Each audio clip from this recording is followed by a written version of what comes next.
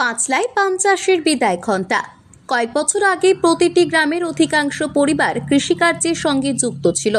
পাঁচলার কৃষিকাজ মানেই পান চাষ। প্রায় অধিকাংশ কৃষি জমির বেশিরভাগ পানির বরজ দেখা যেত। হাওড়া জেলায় কৃষিকাজ কমেছে গত কয়েক বছরে, সেই ধারাবাহিকতা পাঁচলাতেও। তবে করুণ অবস্থা পান চাষের ক্ষেত্রে। একসময় যে পাঁচলাতে কয়েক হাজার মানুষ পান চাষের সঙ্গে যুক্ত ছিলেন, সেখানে পান চাষ প্রায় উঠে যাওয়ার অবস্থায়। চাষের খুবই দুর্গতি খারাপ হয়ে গেছে। পান যে হারে দাম খরচা এর মধ্যে হচ্ছে, এতে প্রফিট হচ্ছে না। হ্যাঁ, আগে খরচ যে হারে খরচটা ছিল, ধরো 200 টাকা খরচ ছিল, সেখানে 400 টাকা পানে পাওয়া যেত, তবু 200 টাকা সাশ্রয় হতো।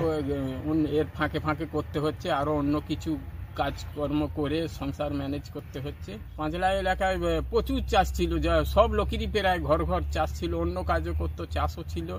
মানে এইগুলো শেষ হয়ে গেলে আর চাষ বলতে থাকবে না। কোনো কিছুই আসছে না আমাদের কাছে, কিছু উদ্যোগই দিচ্ছে না, কোনো জানিয়েও না, বলেও না, কোনো কিছু উদ্যোক্তা পাই। আমফানের পর থেকে আরও বেশি ক্ষতি হয়ে গেছে।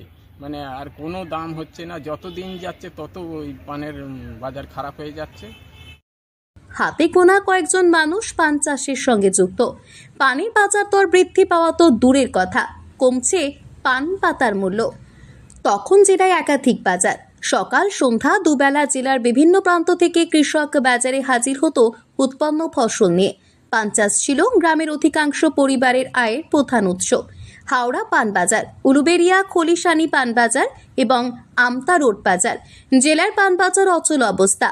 পাঁচলার আমতা রোড পান বাজার বন্ধ। সারা পাঁচলার চাষের সঙ্গে যুক্ত যে সমস্ত মানুষ, তার বেশিরভাগ মানুষের কিন্তু পান বরজ ছিল, পান চাষ ছিল। তাই পান চাষ সাথে সাথে গেল যে পরবর্তীকালে পান চাষে খোড়েদাররা জুটে গেল। সরকারের পক্ষে পান চাষিদের স্বার্থে পান চাষিরা যাতে পয়সা পায়, যাতে চাষটা ঠিকমতো করতে পারে, তার ব্যবস্থা সরকারের পক্ষে করা হয়নি।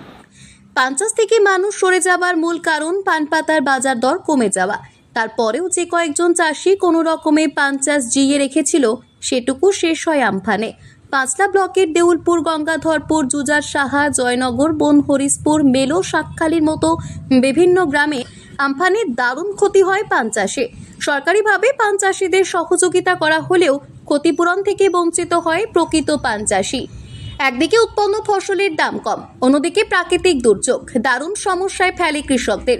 বর্তমানে এক একটি গ্রামে 2-4 জন কৃষক পান চাষের সঙ্গে যুক্ত। বেশ কিছু গ্রামে এখন আর পান চাষই নেই। এই প্রসঙ্গে পান চাষিরা জানান, 15 থেকে 20 বছর আগে যে পান পাতা 2 টাকায় বিক্রি হয়েছে, সেই পাতার দাম বর্তমানে দ্বিগুণ হওয়ার দরকার ছিল। কিন্তু দুর্ভাগ্যজনক, সেই পান পাতার দাম মাত্র 0.75 পয়সা। বর্ষার সময় পানের দাম আরও কম, 10 থেকে 15 পয়সা প্রতি পাতা। বলা যেতে পারে একসময় পান চাষের গ্রাম, আগামী কয়েক বছরের মধ্যে পাঁচলা থেকে পান চাষ প্রায় নিশ্চিহ্ন হয়ে যাবে। হাওড়া থেকে রাকেশ মাইতির রিপোর্ট, লোকাল 18 বাংলা।